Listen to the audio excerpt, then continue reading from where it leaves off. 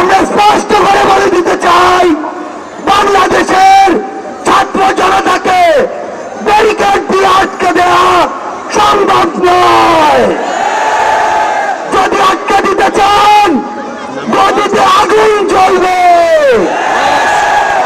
ওই স্বৈরাচারী সরকার নাকি ভারতে বসে পাল্টা গণঅভ্যুত্থানের চেষ্টা করছে। এর চেয়ে বেশি হাস্যকর আর কি হতে পারে? আমরা স্পষ্ট করে বলে দিতে চাই, যদি যেখান থেকেই হোক পাল্টা গণঅভ্যুত্থানের চেষ্টা করে থাকেন, তাহলে আপনাদের গায়ে মারা জানাজা পড়ার লোক খুঁজে পাবেন না।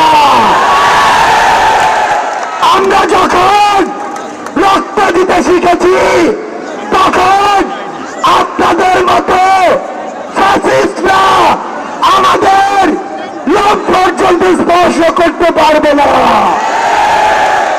আমরা বলে দিচ্ছি, লক্ষ মানুষের সমাগম দেখেছেন, এরপরে যদি আমাদের দিকে চোখ তুলে তাকানোর সাহস করেন, কোটি মানুষের সমাগমে পিষে ফেলব। আমরা স্পর্শ করে বলে দিতে চাই, এই বাংলাদেশ 16 বছর পরে স্বাধীনতার যে নতুন মুখ দেখেছে, সেই মুখের দিকে কেউ যদি নজর দেওয়ার চেষ্টা করে, তাহলে তার জায়গা আমাদের এই বাংলাদেশে হবে না। আমরা একটি কথা আপনাদের স্পষ্ট করে বলে দেই, ওই যে শয়তানরা, ওই যে কুচক্রীরা, তাদের যারা দোষর, তারা কিন্তু একদিনের অভ্যুত্থানে এই দেশ ছেড়ে চলে যায়নি। সালমান এফ রহমানের মতো দণ্ড সেজে লুকিয়ে আছে আমাদের আশেপাশে। এদেরকে প্রতিহত করতে হবে। যেই নৌকার মাঝি এরা সাধুক না কেন, নৌকা সহ ডুবিয়ে দিতে হবে।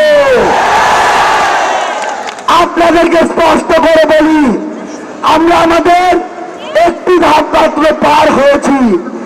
যতদিন পর্যন্ত জনতার দ্বারা নির্বাচিত জনগণের সরকারের হাতে ক্ষমতা না যায়, ততদিন পর্যন্ত রাজপথে 10 মিনিটের ঘোষণায় নামার জন্য প্রস্তুত থাকতে হবে। যেই গর্ত দিয়ে ওই ফ্যাসিস্টের দোসররা বের হওয়ার চেষ্টা করবে, 2টা কাজ করতে হবে। সেই গর্তেই তাদেরকে ঢুকিয়ে দিতে হবে এবং ওই গর্তে তালা দিয়ে দিতে হবে। আমরা স্পষ্ট করে বলি, বৈষম্য বিরোধী ছাত্র আন্দোলন বাংলাদেশের কোন নির্দিষ্ট মতের বা দলের আন্দোলন ছিল না। এটি ওই ফ্যাসিস্টদের বিরুদ্ধে পুরো বাংলাদেশের সকল মতের, সকল দলের, সকল জাতের, সকল বর্ণের মানুষের সম্মিলিত একটি আন্দোলন ছিল। সে জায়গা থেকে সামনে যদি বিন্দু পরিমাণ কোন বাধার আশঙ্কা আমরা দেখি, তাহলে ওই 5ই আগস্টের মতো জনতার স্রোতে তাদেরকে পিছিয়ে দিতে হবে।